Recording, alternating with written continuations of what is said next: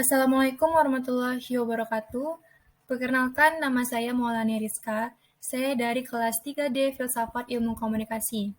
Di sini saya akan mempresentasikan tugas refleksi diri yang telah saya buat, dan saya telah mengambil 3 materi yang telah Bapak berikan. Nah, di sini saya mengambil beberapa materi, yaitu komunikasi persuasif, logika, dan masyarakat informasi. Di sini saya akan menjelaskan yang pertama, yaitu materi komunikasi persuasif. Komunikasi persuasif diartikan sebagai komunikasi yang dilakukan sebagai suatu proses ajakan atau bujukan agar mau bertindak sesuai dengan keinginan komunikator. Tujuan dalam komunikasi persuasif ada dua, satu mengubah pendapat, kedua mengubah sikap.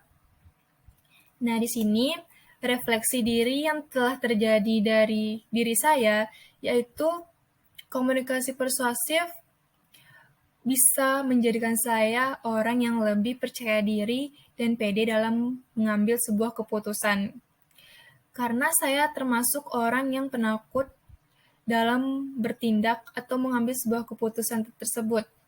Karena saya selalu berpikir negatif duluan sebelum melakukan suatu hal tersebut, begitu. Dan baru-baru beberapa bulan yang telah terjadi di dalam diri saya itu, di mana adanya kemarin pembukaan pendaftaran organisasi.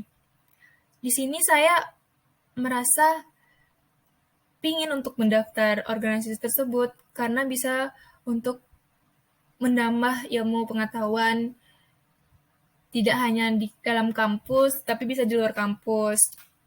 Nah, tetapi saya masih meragukan diri saya, apakah saya bisa mengikuti organisasi tersebut, apakah saya bisa beradaptasi, begitu. Dan salah satu teman saya merekomendasikan juga untuk saya mendaftar organisasi ini. Dan teman saya berkata dan membujuk saya untuk ayolah ikut atau gabung di organisasi ini, kayak daftarlah, organisasi itu bisa merupakan kita banyak sekali hal seperti skill, ilmu, tidak hanya itu, kita bisa juga bergabung dengan orang-orang atau berkenalan dengan orang-orang yang hebat gitu, yang kita tuh bisa bertukar pikiran katanya. Dan disitulah saya tertarik dari ajakan teman saya, dan saya tuh kayak boleh nih dicoba, kayak mungkin saya bisa mengupgrade diri saya di sebuah organisasi ini. Dan itu refleksi diri yang telah terjadi di diri saya di sebuah komunikasi persuasif. Dan materi selanjutnya itu yang kedua, ada logika. Peran logika di mana kita akan diarahkan untuk berpikir sebelum berbicara, merenung sebelum bertindak, dan menelaah sebelum menghakimi orang berbeda pemahamannya terdapat dari diri kita atau diri orang itu. Nah, di logika ada tahap berpikir.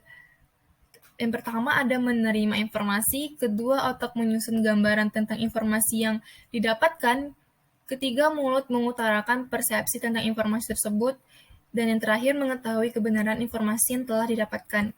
Nah, di logika ini, refleksi diri yang telah saya dapatkan atau pernah saya lakukan yaitu di mana posisi kita di saat itu harus berpikir positif tentang suatu hal yang dihadapi oleh kita.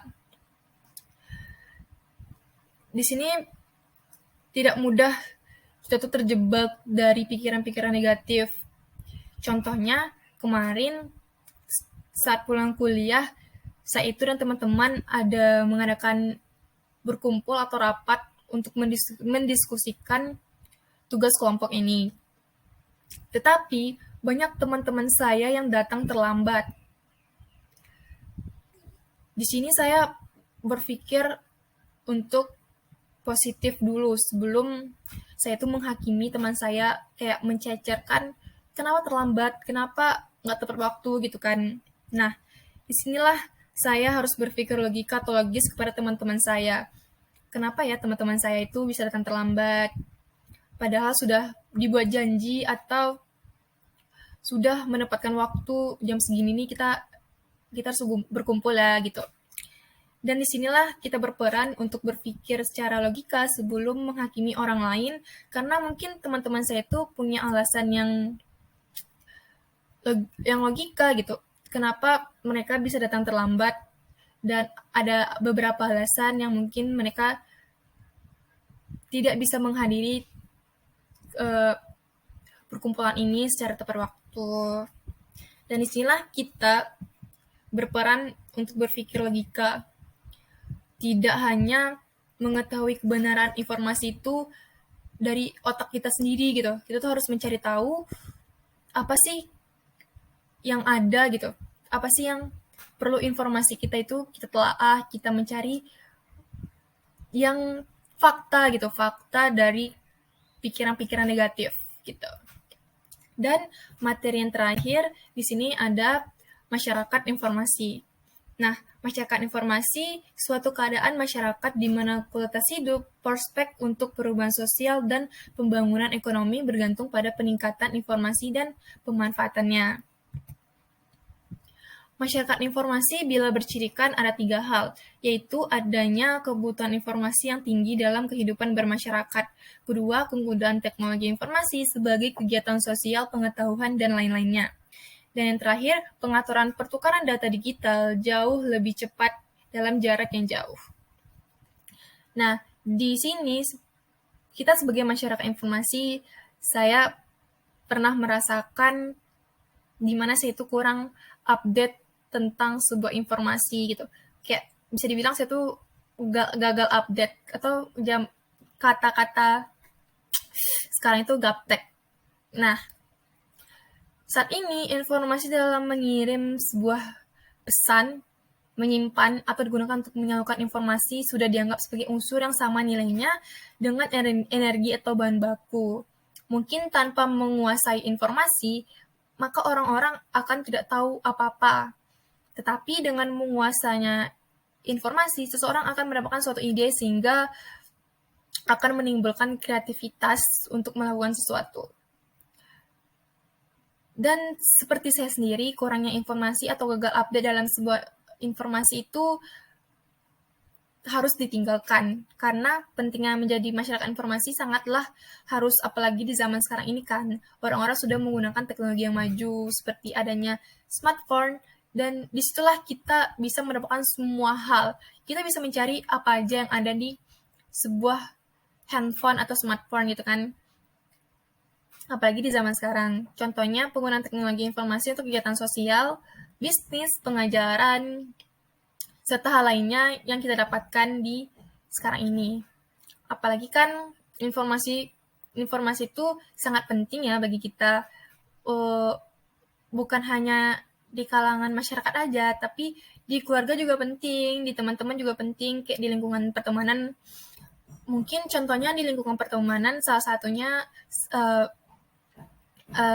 kawan-kawan atau teman-teman kita gitu kan yang memberikan kita informasi, atau kita sebaliknya memberikan informasi tentang lingkungan di perkuliahan, di lingkungan keluarga. Mungkin kita bisa berdiskusi gitu tentang hal-hal apa sih yang terjadi, fenomena apa sih yang terjadi di lingkungan kita gitu. Dan yang terakhir mungkin di kalangan masyarakat kita harus bersosialisasi, mungkin informasi tentang adanya mengadakan hal-hal berbakti sosial, gotong royong gitu kan, agar kita tuh menjadi masyarakat yang informasi atau masyarakat yang tidak gagal update gitu. Dan zaman sekarang itu sangat-sangat canggih, dan sekarang tuh kita tuh dipermudahkan untuk mengulik atau mencari sebuah informasi. Kita sangat bersyukur kita tuh sekarang ini sudah dikasih sebuah kelenggaan gitu untuk mendapatkan informasi yang sangat-sangat mudah di zaman sekarang ini. Dan itulah presentasi yang dapat saya sampaikan. Lebih dan kurang saya mohon maaf. Saya akhiri dengan wabillahi taufiq walhidayah. Wassalamualaikum warahmatullahi wabarakatuh. Terima kasih.